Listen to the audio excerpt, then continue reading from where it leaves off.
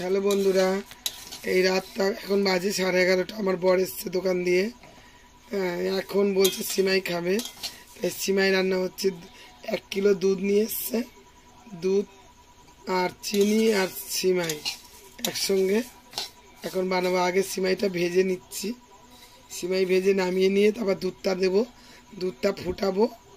দুধটা ফুটিয়ে তারপর সিমাইটা দিয়ে হালকা একটু নাড়াচাড়া করে ঢাকা দিলেই হয়ে যাবে সিমাই।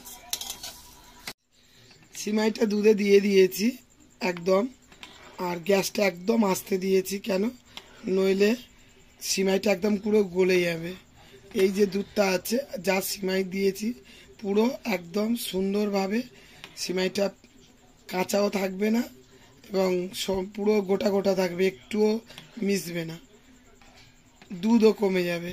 এরকমই টকবক করে ফুটিয়ে আমি গ্যাসটা বন্ধ করে দেবো। এক্ষুনি ভাজা হয়ে গেছে, নামিয়ে নিয়েছি। এবার দুধ দিচ্ছি। 1 কিলো দুধ, 2টো প্যাকেট।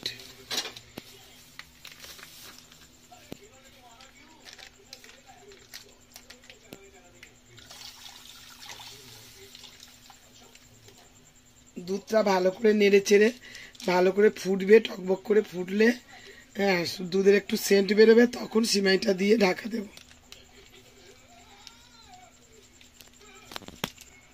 এই যে 2-3টে এলাচ চিড়ে দিয়ে দেবো দুধের মধ্যে, তাতে হেভি সুন্দর একটা টেস্ট আসবে।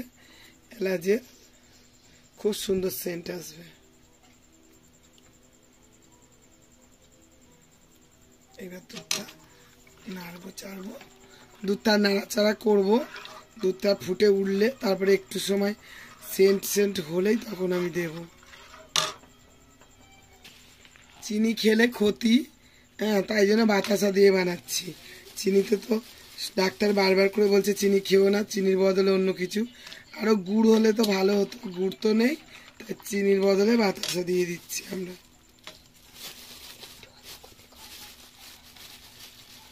বাতাসাও ক্ষতি অল্প, চিনিটাই বেশি ক্ষতি সাদা করার জন্য।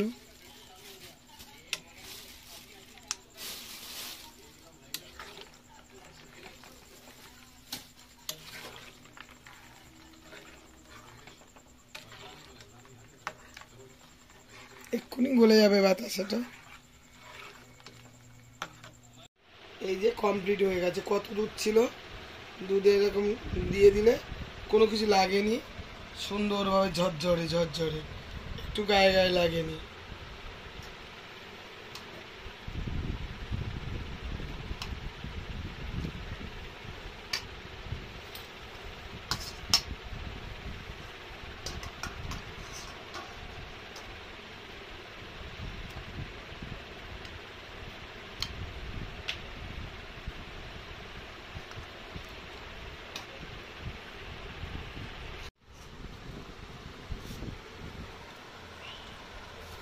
কেমন হয়েছে?